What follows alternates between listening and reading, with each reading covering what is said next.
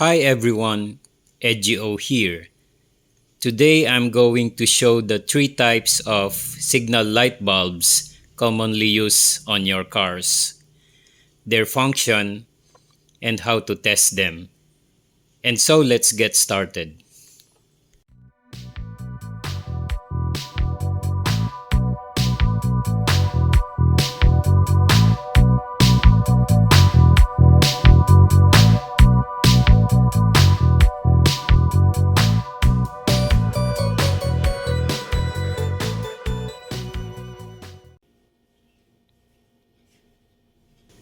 The first one is the most common type called single contact or single filament with power rating of 21 watts. This is commonly used as a turn signal. The second one is called double contact or double filament with a power rating of 5 watts for the dim light and 21 watts for the bright light. The dim light is used as a night light for the tail light, and the bright light is used as a brake light, which I will demonstrate later on. The third one is called a silicon LED light with a power rating of 2 watts. This is used as a side turn signal light which is mounted on both sides of the car.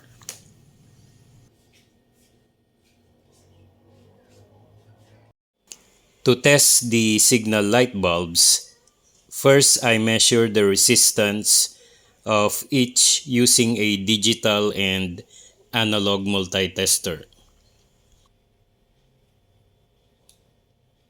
The single contact has a resistance of 1 ohm.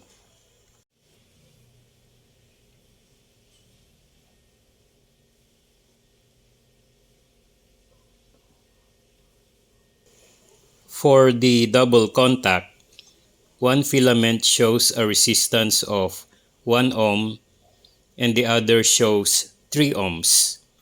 This means that the 1 ohm reading is for the 21 watts filament and the 3 ohms reading is for the 5 watts filament.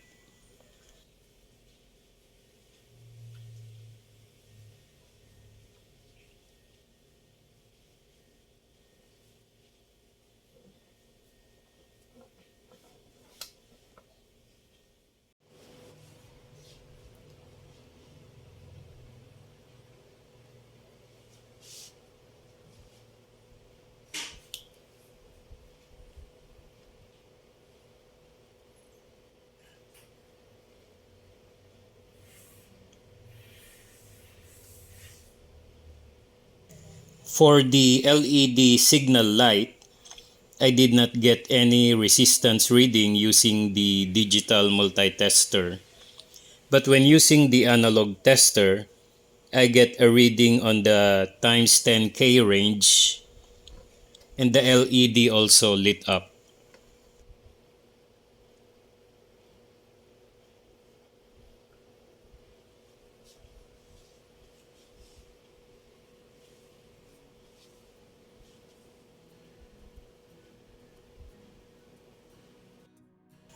Now I tested the signal light bulbs using a power supply with a 12 volts and 1 ampere output.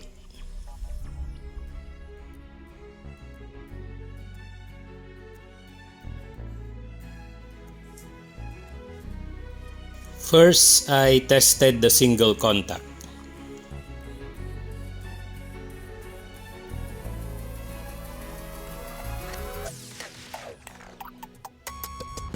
For the double contact, I included a switch for demonstration.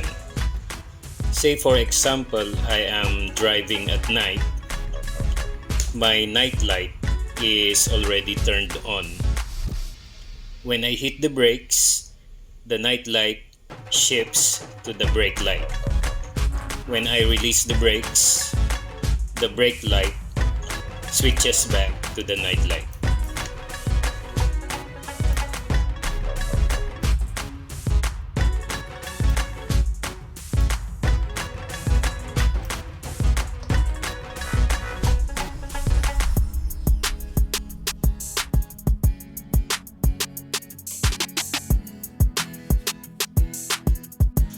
Lastly, I tested the silicon LED light.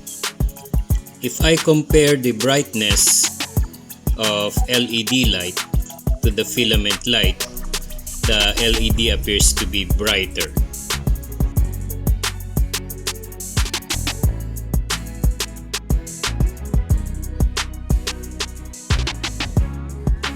Thank you for watching. If you like this tutorial video and want to learn more, please subscribe and hit the notification bell icon to be updated about my newly uploaded videos.